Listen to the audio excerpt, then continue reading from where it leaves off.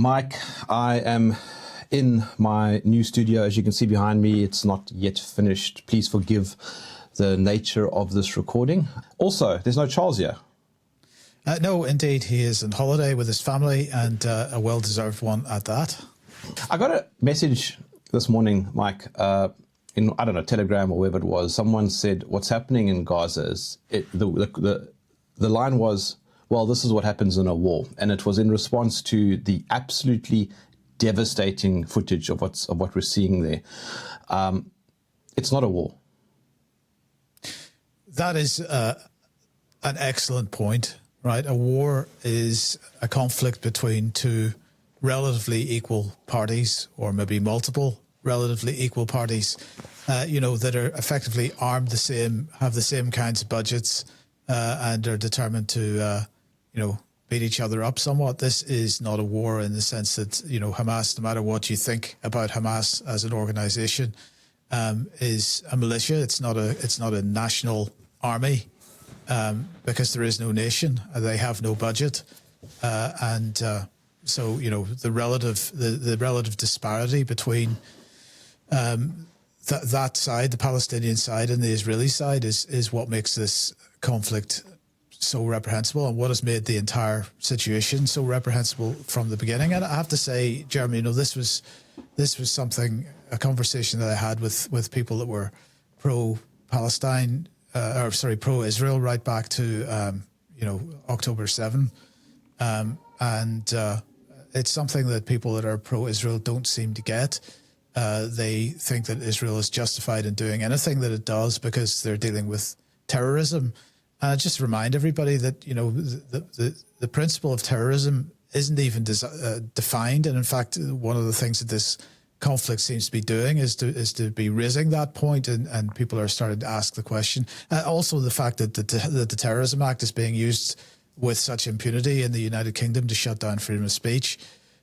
These issues are raising the question of even what is terrorism. But the other final point to make on this is the question of international law in this situation, and the question of occupation. And because Israel is an occupying power, under international law, Palestinians have the right to do whatever they feel is necessary to resist that occupation. If we think back to the Second World War, for example, the French or the Belgian resistance groups, or the Dutch resistance groups, or even the German resistance groups, were not considered by Britain or the United States to be terrorist organizations. Undoubtedly, they were considered to be terrorist organizations by the Nazis. So we've got to be careful with our definitions. We've got to be try to be objective, no matter what we think about the thing. To try to be objective with our observation of what's going on, and our use of the word war, because using war in this context is just completely inappropriate.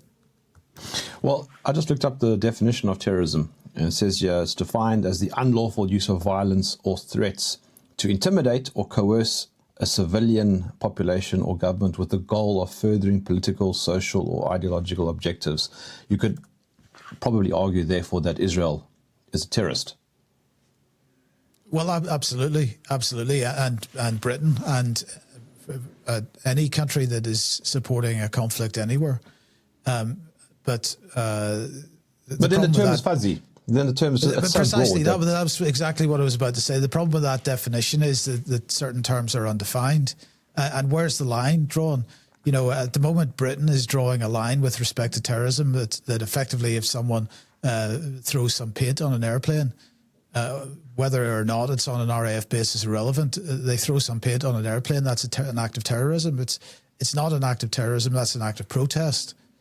And so that's, at least in my mind, that's an act of protest, not an act of terrorism in somebody else's mind. So because the definition is so open to distortion and subjectivity, that in itself is problematic.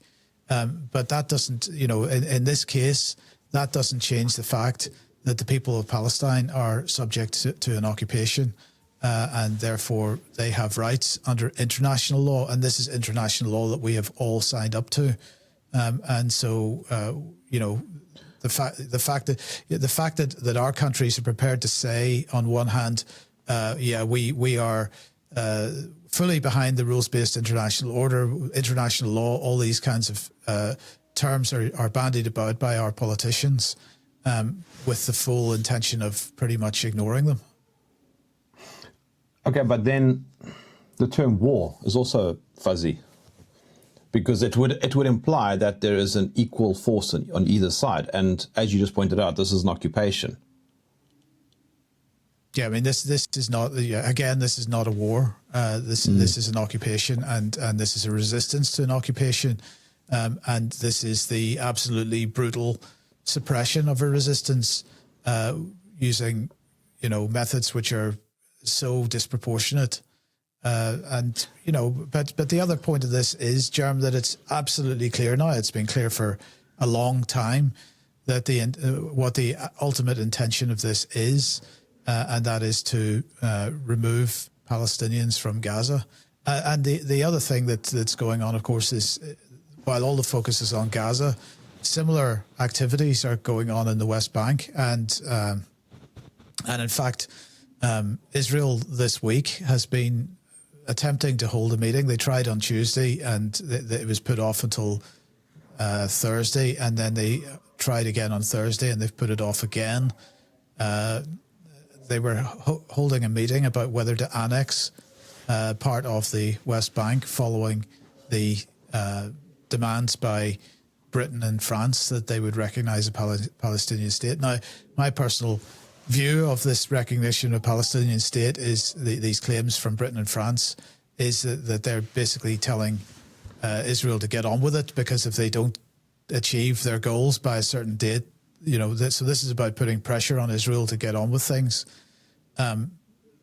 Nonetheless, Israel has, for whatever reason, I suspect because they don't feel that they can get on with things as quickly as they're being encouraged to, that they were considering annexing part of the West Bank to sort of minimize the implications of a recognition of a Palestinian state. But UAE has stepped in and said, well, no, if you do that, we're going to withdraw from the Abraham Accords. So Israel's now dropped that idea again for the meantime, but this is an idea that has come up periodically. So undoubtedly it's going to come up again in the future. But this is a country which is behaving absolutely beyond any sense of reasonableness. But of course, any criticism of that is subject to accusations of anti-Semitism, and this whole conflation of anti-Zionism and anti-Semitism, I think, is really problematic. You said international law. I swore, yes. It doesn't mean anything. That's not true. I think that Western governments are trying to make it not mean anything. They certainly are ignoring it when it suits them. I think that Russia and China have been pretty reasonable in their observance of international law in the last lot of years. That is much to the disgust of the United States, the United Kingdom, and other countries on the UN Security Council, because Russia and China have used their veto to really limit the scope of some of the bad behavior that Britain and the United States have wanted to pursue. On the other hand, Britain and the United States, well, Britain doesn't veto anything. Britain only abstains. It doesn't ever vote against anything in the Security Council. That's a policy decision. But the United States is quite happy to use this veto. And the contrast that I would make here is that Russia and China use their veto to prevent conflict and to prevent war. Britain and the United States, on Britain's behalf, uses the veto to maintain conflict and maintain war. And that is, for the last 20 years, that's absolutely the model that has been used. So, there's lots to criticize Russia and China about, but in this respect and with respect to international law, they have absolutely been on the right side of events. Okay, all right, that's interesting, I suppose.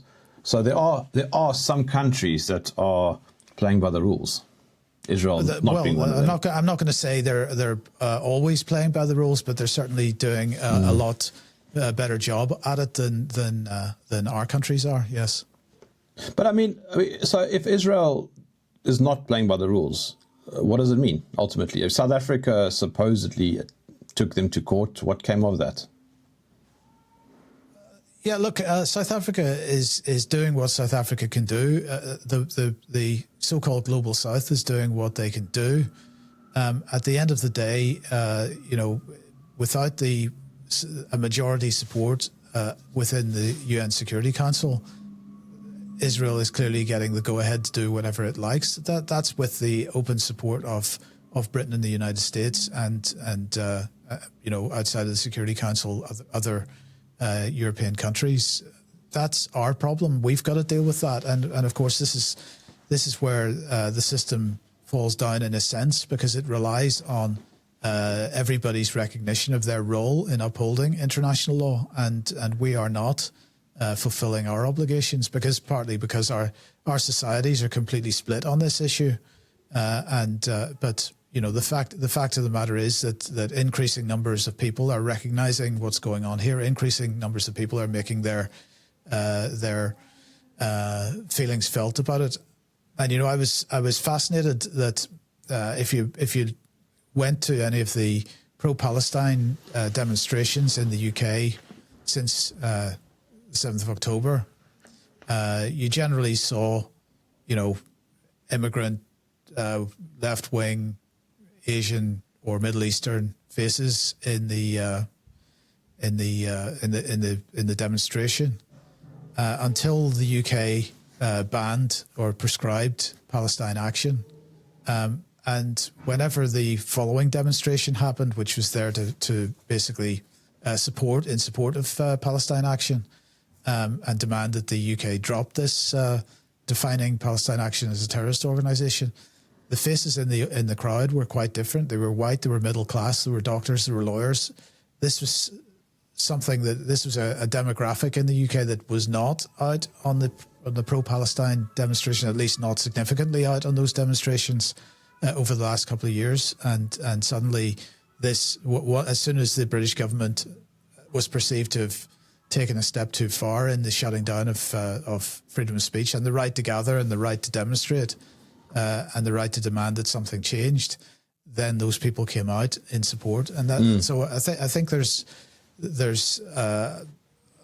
although none of this is actually stopping Israel doing what it's doing, there is massive pressure on Israel at the moment, and that needs to build even further. But as I say, the problem here is the society is divided on the issue.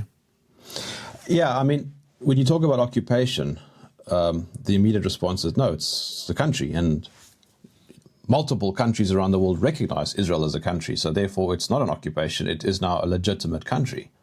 No, but Gaza is not part of Israel, and in fact Israel has built a huge wall around it to make sure that it's not part of Israel. The West Bank is not part of Israel either, so it's an occupation in the sense that there are, that Gaza has for a long time effectively been an open air prison, in the sense that there's a wall around it, that people cannot come and go freely. There are watchtowers and regular places with people with guns, and people that hold those guns have been using those guns with impunity. So you began this conversation by talking about a video that you'd seen of children being killed. Yeah. Well, the point is that this has been going on for a very, very long time, well beyond further back than the 7th of October. And, no matter what we think about the 7th of October, many people and people within Gaza saw that as being a reaction to the types of terrorism, I'm going to use that word in this case, that Israel has been perpetrating on Gaza for a long time. It's not the first time that Gaza has been bombed. Israel has used really very unpleasant like white phosphorus bombs, for example, weaponry. This is actually illegal under international law, but they did it anyway. And so, Israel has been behaving this way towards Gaza for a very long time. That's where the occupation is, not within Israel itself. I got another comment from somebody, part of the same discussion, who said, yes, I'm being ignorant because Israel, Mike, pulled out, it withdrew from Gaza in 2005 or 2006. And it was the Gazans, Mike, who voted in Hamas, and they must now deal with the consequences of having Hamas as their government. I think that's a pretty loaded statement. Look, Hamas is two things. It's like Sinn Féin IRA. It's two things. It's got a political wing, which is the part of it which runs the country or the territory in a sense, and it has the militia. But Israel never really withdrew, did they? Because they're constantly attacking. And they controlled the sea space and the airspace too. Precisely. Anybody that tries to, it's often the case that Gazans who go fishing for food are being attacked by Israel. Israel is constantly was constantly attacking into Gaza. And, I want to just make it absolutely clear here. I'm not an expert on this. So I'm giving my thoughts on my awareness of it. There are many other people that understand the sort of detail of what has happened over the years much better than I do. So don't take my word for this. Go to those voices. Yes, but you are allowed to have an opinion. And I think this is where people fall apart. They'll go, well, have you been there?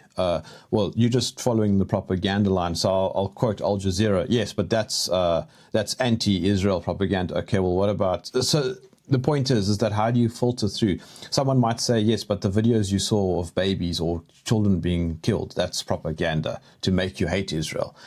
Ultimately, you're sitting now with the situation, Mike, of the fog of war propaganda. Yeah, but it's not a war. So yes. Right.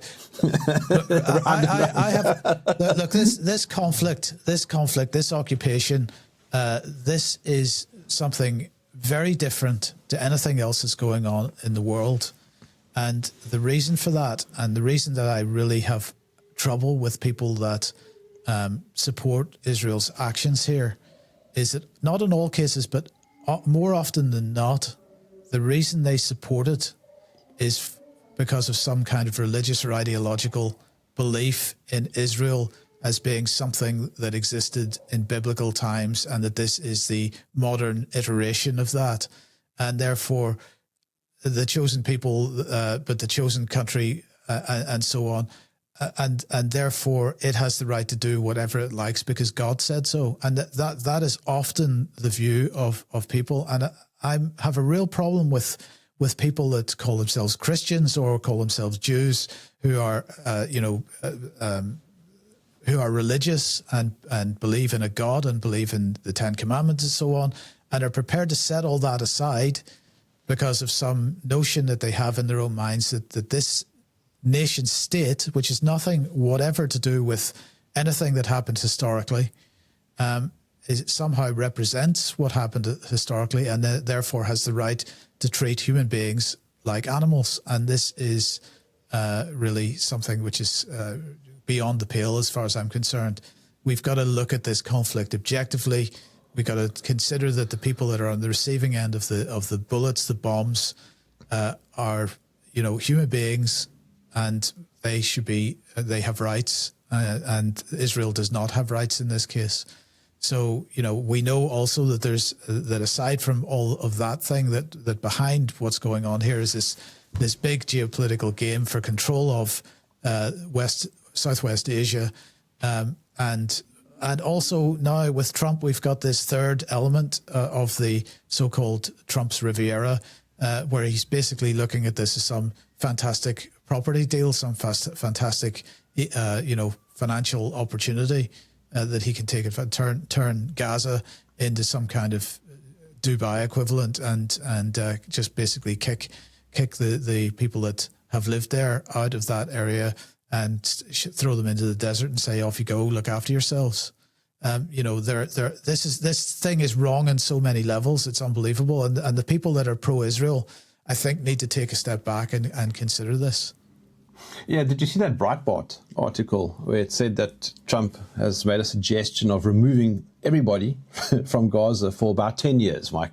Just about 10 years, so they can rebuild it and make it into some sort of Singapore, Hong Kong type super advanced country.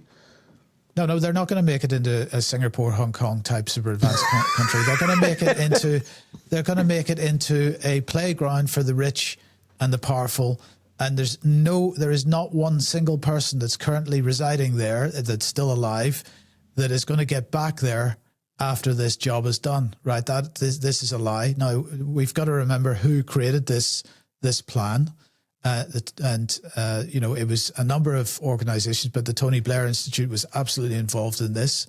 This is something that Trump is clearly very, very keen to get involved with, because he is a property dealer at the end of the day. And this is there's some debate about that and how much money he's actually made successfully on these property deals. But nonetheless, he clearly sees this as a massive opportunity. And if it wasn't for these, silly poor people that need to get the hell out of the way, it's despicable.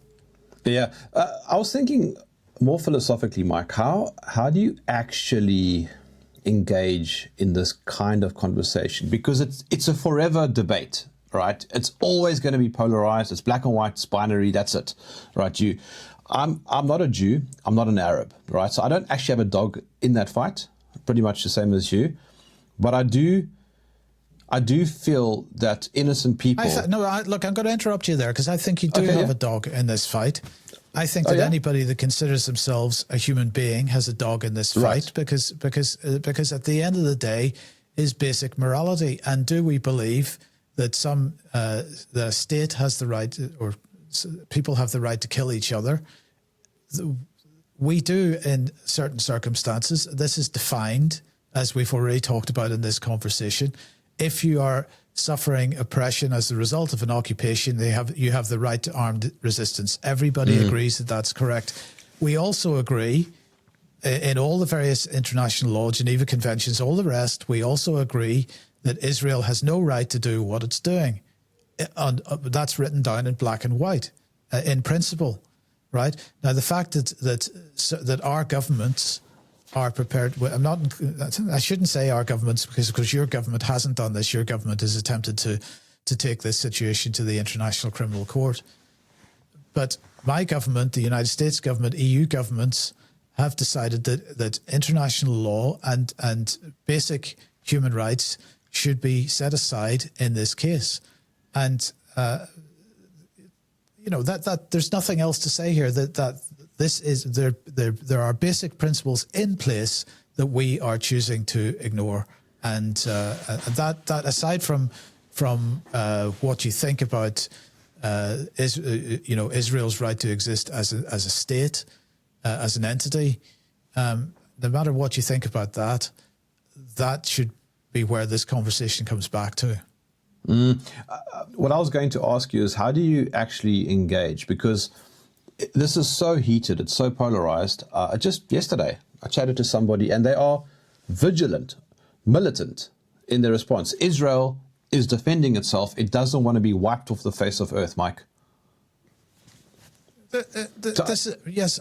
How do you engage with it? You can't engage with that, because that there's something ideological about that position. There's something fundamentally, there's something wrong. else going on, because yes, it is absolutely wrong. It's wrong because what threat at the end of the day to the existence? Now, we're not talking about individual killings or individual acts here. What that person was talking about is the existence of Israel. Now, what possible thing can Hamas do to affect the existence of Israel? Absolutely nothing. They don't have the weaponry for it. Now, if you're saying that Hamas is supported by Iran and that Iran has the capability of dealing with Israel, that is true. But I would like somebody to point out to me. Well, I'd like somebody to point out to me an example of when Iran proactively attacked Israel without having been attacked first. Now, the issue of Iran-Israel relations is something which is for the international community. It's not an open conflict at the moment, but Iran is, and other places are. I mean, obviously Hamas is getting its limited weaponry from somewhere, and so I presume, I don't know for a fact, but I presume that Iran has something to do with that. I don't see that is somehow an existential threat to Israel, because Iran is not providing Hamas with nuclear bombs. So Israel is a nuclear-armed state. It has every piece of Western-built technological killing hardware that available to it that it could possibly ask for. It seems to have unlimited supplies of it. Whatever Hamas has to be smuggled into the country under the nose of Israel, and therefore, what possible existential threat can Hamas be? It is completely irrational. It's a ridiculous position for anybody to take, and it's just justification for brutality and murder. While you were talking, I got a message from Vanessa Beeley regarding her disappointment in the BRICS countries around Gaza. And in a previous discussion I had with Vanessa, she also expressed a disappointment in the Arab countries that they just don't seem to care. What do you think is going on? I think that well, I mean, that's such a big question. If you take the Arab, look, I think that any country who thinks that they can in any way negotiate with the West or behave in a certain way because actually they're scared of the West, if so, Arab countries want to stay in bed with Britain, the United States, for their own ends, because for no other reason, perhaps. I mean, I don't know what's in their minds, but I'm just speculating here. They're looking at the behavior of Britain and the United States over the last 40, 50 years, and they're saying, well, we don't want to be on the receiving end of that, so we got to be their friends. I can see why that would be a thought process that would go through anybody's head. I think it's more than economic. I think that Britain and the United States, the West has demonstrated a willingness to bomb the crap out of a country for the sake of regime change because they didn't like the cut of a particular leader's jib. If we look at Iraq, we look at Syria, we look at Libya. The demonstration has been made time after time after time, and each time these things happened, it was under very questionable international law situation. So we have the West has demonstrated time and again that it's willing to set aside international law for its own geopolitical ends, and so any country in Southwest Asia, Arab countries are looking at this, and I would say they're looking at the world with some nervousness, and they're attempting to stay in certain people's good books. I think that's not the right approach, personally. Now, as for the BRICS, again, we're looking at a situation where people are still playing geopolitical games. They're still wanting to have influence in certain areas, and there's massive competition in Southwest Asia between Belt and Road and other so-called economic corridors, which are more aligned with ideas for economic corridors, which are more aligned with Western countries. And so, I completely understand Vanessa's position on this and agree with it. But there isn't really a but here. The reason for it, I think, is because of for the reasons we just discussed, for geopolitical reasons, and at the end of the day, that's something that needs to change. In the last few days, we've had the Shanghai Cooperation Organization meeting. We've had Modi shaking hands with Xi Jinping for the first time, and basically saying, well, we appreciate that there's been a border conflict between India and China, but we're going to set that aside and build something together. We had for the commemoration of the defeat of Japan in the Second World War, Putin and Kim Jong-un. So, China is clearly hoping that North Korea is going to come back into the fold, as it were, and not be such a pariah state. The point here is. Sorry, go on. Yeah, why? Just tell us why you're laughing. Because North Korea is like it's just this weird scenario. It's like a situation. It's not even a country. I don't know what's going on. I know nothing about North Korea. I'm gonna say something different there. I have massive respect for North Korea right now. I don't have massive respect for its political system. But the fact of the matter is that North Korea took a decision that it was not going to capitulate to Western demands, that it behaved in a certain way. And North Korea has absolutely suffered. It has absolutely suffered as a result. They are extremely poor. And like I say, I'm not gonna say that, that I'm any kind of a fan of Kim Jong-un or his father or the way that country is governed internally. But the fact that they basically stuck two fingers up at the West and said, you run your sanctions regime, you do whatever you like. We are not going to become your sort of puppets in the world. I think that's got to be respected. It would be great if many more countries did that. But coming back to the Russia-China thing and Israel, I think if they are going to at least use the language of saying we stand for international law and we want a level playing field and we want win-win and all these kinds of things, they need to be much stronger on taking a position over Israel's behavior. There's no question about that in my mind. But in the meantime, as I say, there's lots of positives going on in that part of the world as well. Mike, you were talking earlier about the problems arising from being ideologically driven around this sort of thing, pro-Israel or anti-Palestine or whatever it might be. But if any of the neighboring Arab countries, like the Gulf states or whatever, or the countries from the Levant or whatever, if they got involved, would that not also be an ideological imposition of sorts? No, I was talking about people in the West who support Israel are doing so often from an ideological standpoint, and therefore willing to ignore or even in some cases support brutality, not because they think that in and of itself it's the right thing to do, but because they think that for biblical reasons Israel has the right to do this. And I think when you set aside your principles on that basis, then you're on a slippery slope to a bad place. No. Yeah, sorry. You're correct. What I was asking is, do you think that being ideological is not always a bad thing? Is basically what I'm asking. Because if you're ideological for principled reasons, then it's fine.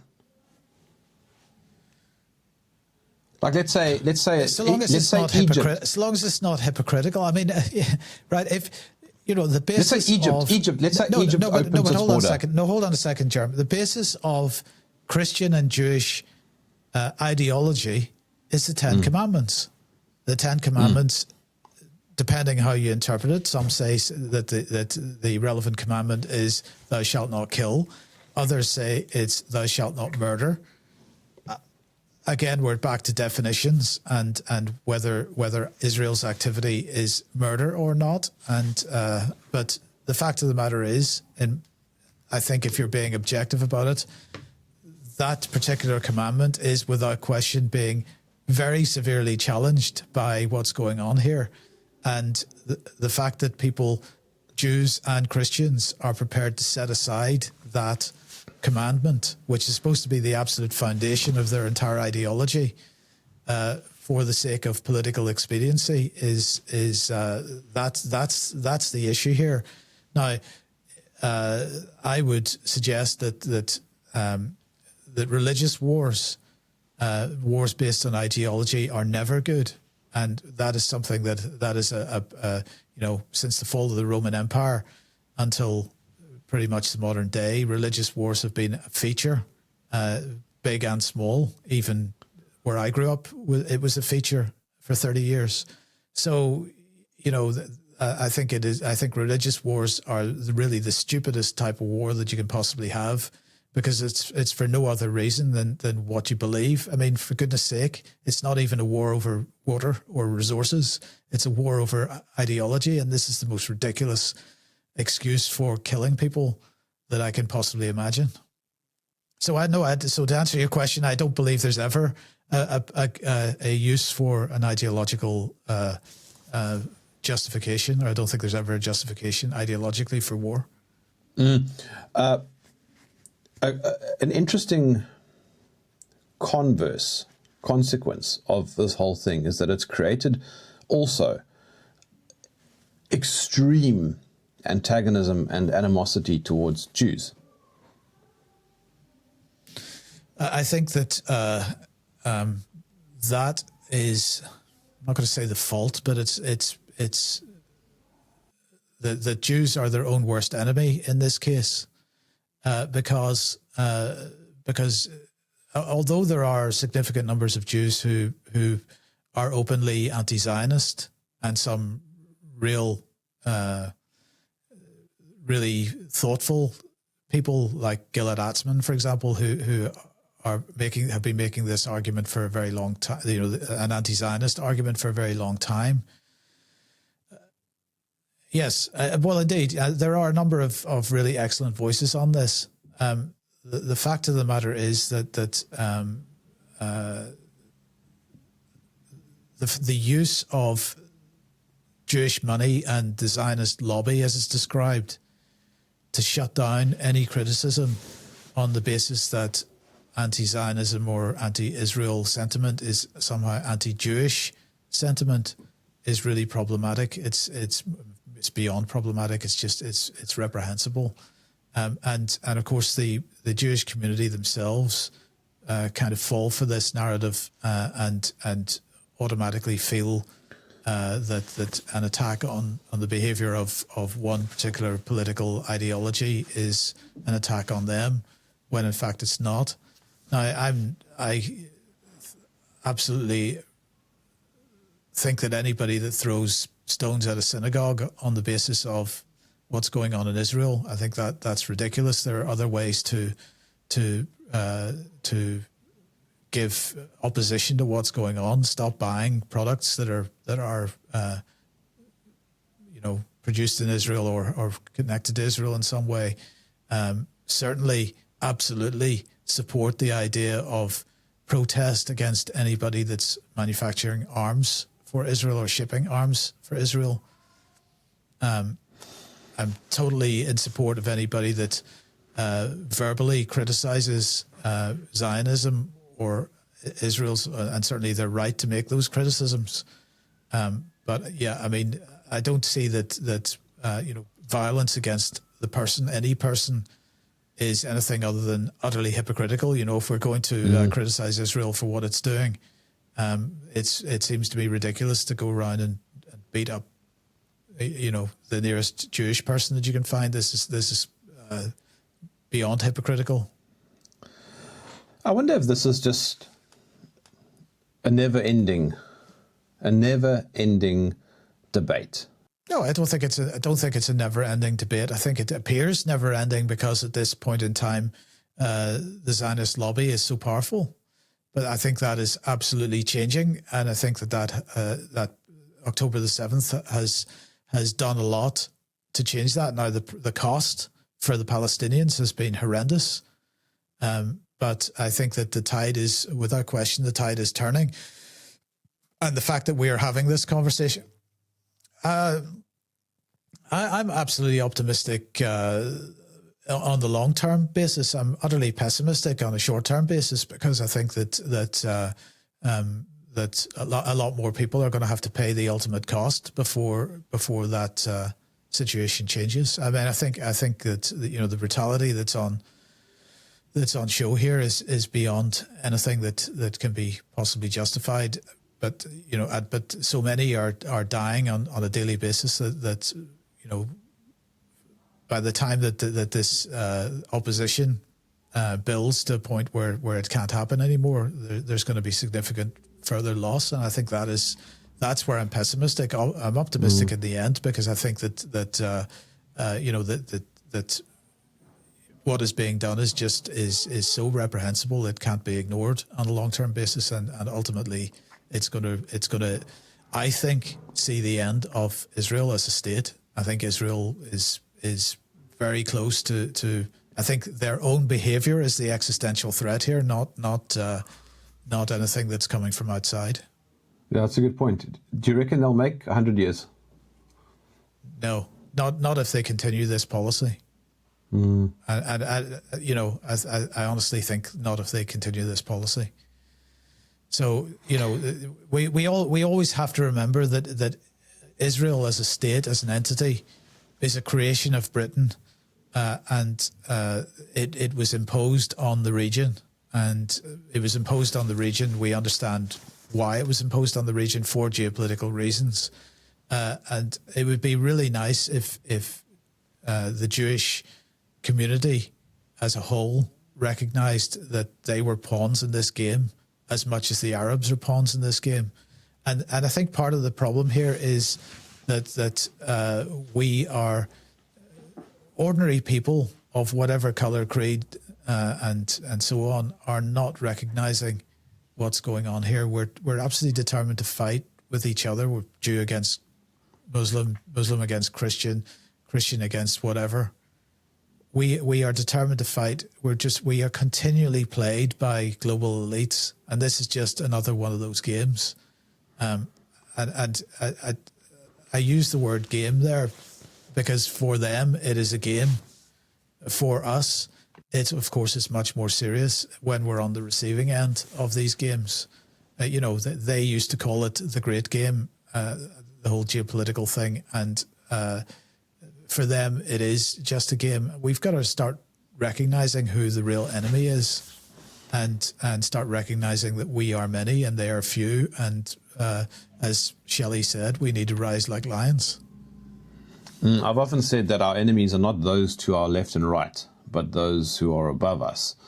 I mean, that is such a great point, because those to our left and right are on our left and right because they and we have fallen for this paradigm that we're somehow, that although we've got different views, that suddenly makes us somehow enemies, and therefore we've got to fight each other. This whole people on my left and my right thing is something which has been done to us.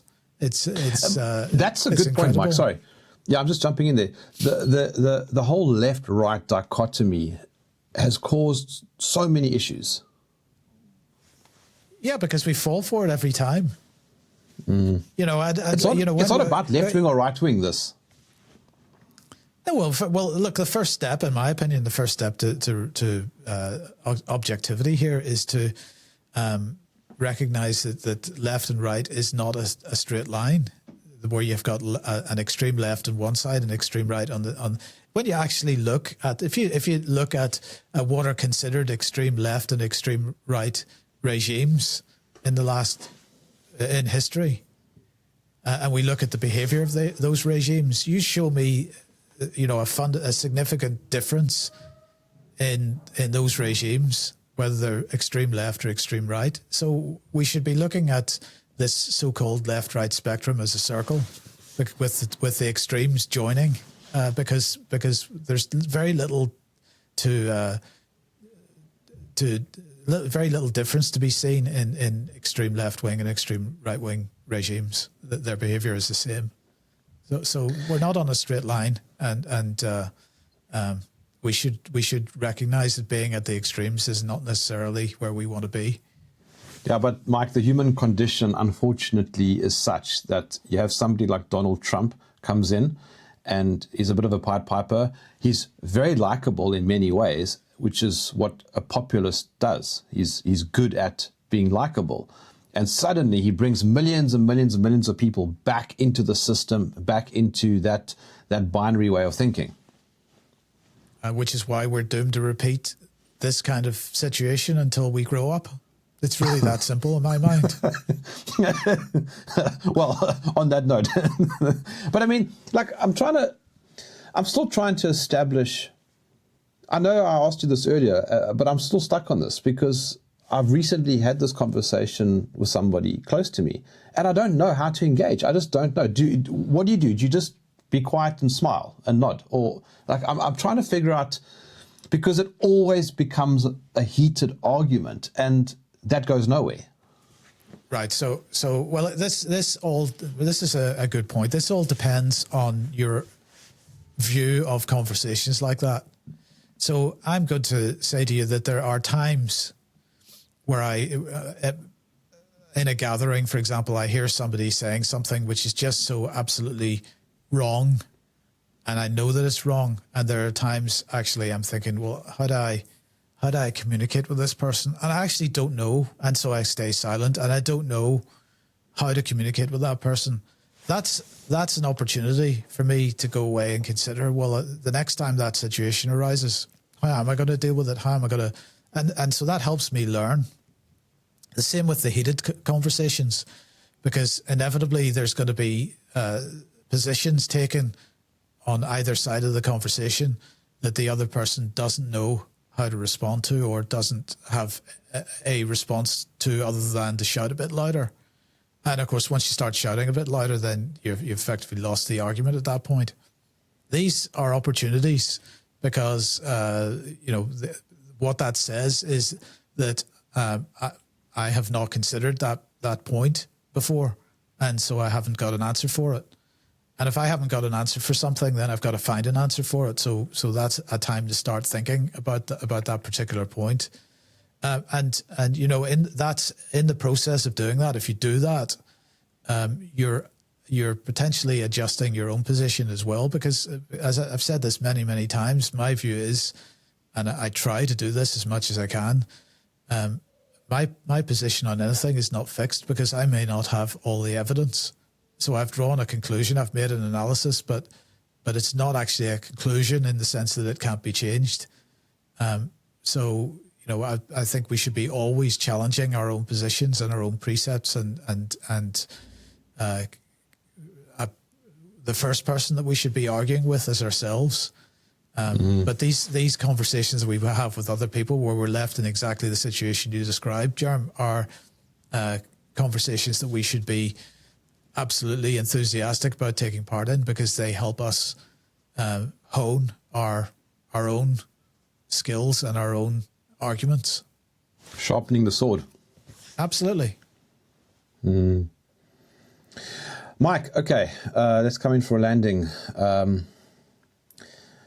I guess the moral of the story is to try not take sides other than that of what it means to be human. That's your initial point. And then also to try and not get into a heated debate with somebody unless you're able to objectively, as much as possible, or rationally think about your own position and hold up a mirror and challenge yourself at the same time so that you're able to engage in a meaningful way, right? Well, I mean, I'm not going to say don't. I'm not ever going to say don't get involved in that. I mean, I actually would say do get involved in those arguments because that helps, as I say, that helps hone your own position. But yeah, I mean, I appreciate that it's very, very difficult to take an objective view on what's going on with some issues. But look, the bottom line is this, Jerm. The countries in Southwest Asia, in North Africa, in the Horn of Africa, in South Hang on. Sorry. Before you go any further, Southwest Asia is an interesting term.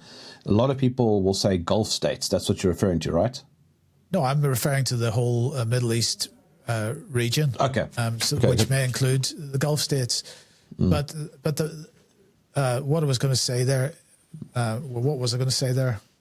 I'm so sorry. I shouldn't have broken your train of thought, but that's an interesting idea. The Southwest Asia aspect being part of the Gulf states. That's something I didn't think about until only a few months ago. Yeah. Yes. Sorry. You said North Africa. Oh yeah. Right. My point was going to be, if we look objectively and carefully at what's happened in those countries, at what's going on in Sudan. I mean, Sudan is another conflict which is basically flying under the radar at the moment. We find tactics being used there by foreign influence, Britain, the United States, EU, France, Germany, whatever it happens to be. Tactics being used to divide societies there, which are resulting in real physical conflict and real death, destruction, suffering, hunger.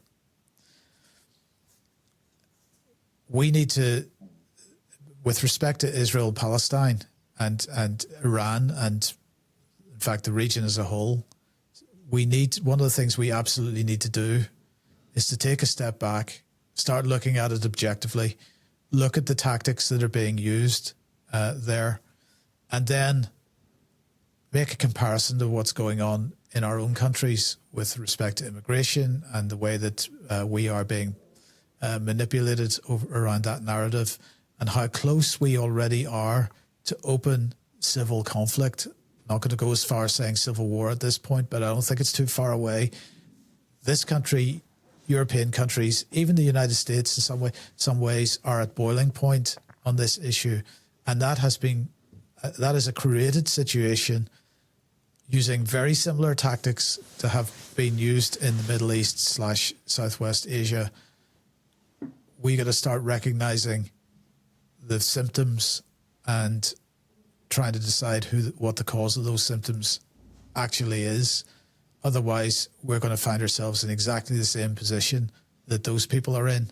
And this is, the old, it's a cliche, I know, that the old saying, if you're unfamiliar with history, you're doomed to repeat it. This is really important. I think one of the things that people need to do is to look carefully at how empires manage themselves and see the parallels to what's going on today. Okay, Mike, from my half-assed studio, I'll catch up with you next week.